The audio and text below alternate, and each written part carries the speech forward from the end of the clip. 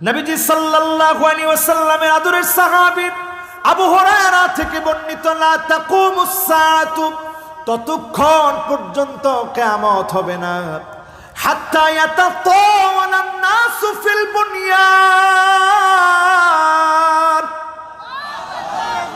যতক্ষণ পর্যন্ত লোকেরা বড় বড় বিল্ডিং বানানোর কাজে প্রতিযোগিতা না করবে।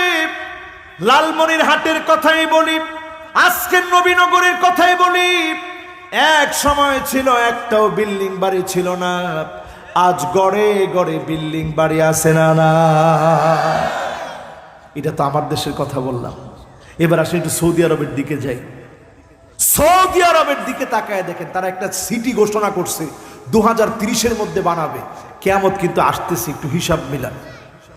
2030-এর ভিতরে একটা সিটি ঘোষণা করেছে, নাম দিয়েছে নিয়ম সিটি। বলেন কি সিটি? আরো আসতে, নিয়ম সিটি। সেই নিয়ম সিটিতে কি থাকবে? নিয়ম সিটিতে থাকবে উড়ন্ত ট্যাক্সি। সুবহানাল্লাহ। তো সুবহানাল্লাহ কোন ভালো করে?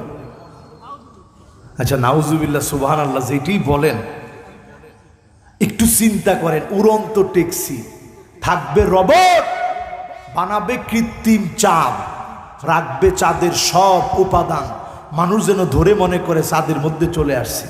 সৌদি যখন এটা বলছে, দুবাই কয় আমরা কি কম যাই? বুরুজ খলিফা আমরা বানিয়েছি। নিয়ম সিটির চাইতে বড় বাজেটে এখন কৃত্রিম চাঁদ তৈরি করে হুবহু সব দুবাইও রাখবে। সৌদি চাইছিল দুবাইওয়ালাদেরকে একটু আকর্ষণ করায়া ইউরোপে না নিয়ে সৌদি নিবে। এজন্য মাদায়েনে সালেহ সহ সব আযাবের জায়গায় গান বাজনার জন্য উন্মুক্ত করে দিয়েছে। এমনকি আমার দেশের বাঙালিরা গিয়ে আল্লাহর নবীর জন্মস্থান সৌদির মধ্যে কনসার্ট করছে, ঠিক কিনা বলে? কত বড় ফিতনা চিন্তা করে, কত বড় ফিতনা চিন্তা করে। দাজ্জাল সারা দুনিয়া দাপিয়ে বেড়াবে, 40 দিনের ভিতরে গোটা দুনিয়া চষে বেড়াবে। দুইটা জায়গার ভিতরে ঢুকতে পারবে না, একটা মদিনা আর একটা মক্কা। এর সীমানায় ঢুকতে পারবে না। ফেরেশতারা গার্ড নিয়ে দাঁড়ায় থাকবে, দাজ্জালকে ঢুকতে দেওয়া হবে না। আজকে সেই সৌদি আরবে এমন কিছু শাসক গোষ্ঠী আছে যারা মিলে কিয়ামতকে বারবার টেনে সামনের দিকে আনতেছে, ঠিক না বেঠিক? বাড়ির পাশে মসজিদ, মুয়াজ্জিন আযান দেয়, আযানের শব্দ কানে আসে, দিব্যি ঘুমের ঘরে পড়ে থাকে। এমন মুসলমানের সংখ্যা এখন একেবারে আমাদের দেশে না। কয় পার্সেন্ট হবে ভাই? উল্টা পাল্টা বলেন না কিন্তু, আসলে 95। তাইলে 95% কিয়ামত আপনাদেরকে ডাকতেছে। দুর্ভিক্ষ আসবে না কি আসবে? কথা বলে না। এই যে এসে গেল ঘূর্ণিঝড়, ভূতত্ত্ববিদরা বলছে ঘূর্ণিঝড়ের পরেই বড় বড় ভূমিকম্প আসে। আফগানিস্তানের দিকে তাকায় দেখেন 1,500 মানুষ ক্ষতিগ্রস্ত হয়েছে।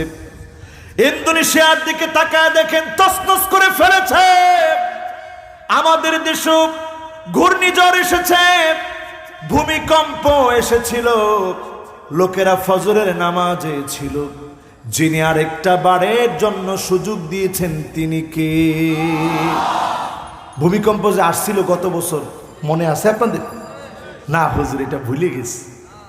মনে আছে? আমি মাহফিল করে গেছি পাবনা থেকে। তো যেহেতু পাবনার পথ তো একেবারে কাছে না, যাওয়ার পরে ফজরের নামাজে গিয়ে দাঁড়াইছি, দেখি সারাটা শরীর কাঁপতেছে। তা আমি মনে করলাম রাতে ঘুম হয় নাই, শরীরটা মনে হয় খারাপ লাগতেছে, ব্যালেন্স রাখতে পারতেছে না। নামাজ শেষ হয়ে গেল, মুসল্লিরা প্রায় বলাবলি শুরু করেছে, বড় একটা ভূমিকম্প হয়ে গেল। আমার চোখটা সলসলে হয়ে গেছে, আর মনে পড়ে গেছে আল্লাহ, সামুদ জাতিকে আপনি ধ্বংস করে দিলেন, আদ জাতিকে আপনি ধ্বংস করে দিলেন, লূত জাতিকে আপনি ধ্বংস করে দিলেন, আসহাবুল আইকাকে আপনি ধ্বংস করে দিলেন, ফেরাউনকে আপনি ধ্বংস করে দিলেন, হামানকে আপনি ধ্বংস করলেন, কারুনকে আপনি ধ্বংস করলেন। আজকে যদি আপনি আমার দেশ বাংলাদেশের ঢাকা সিটিকে ধ্বংস করে দিতেন, অধিকাংশ লোক বেনামাজি হয়ে আল্লাহর সামনে দাঁড়াতে হতো, ঠিক না বেঠি?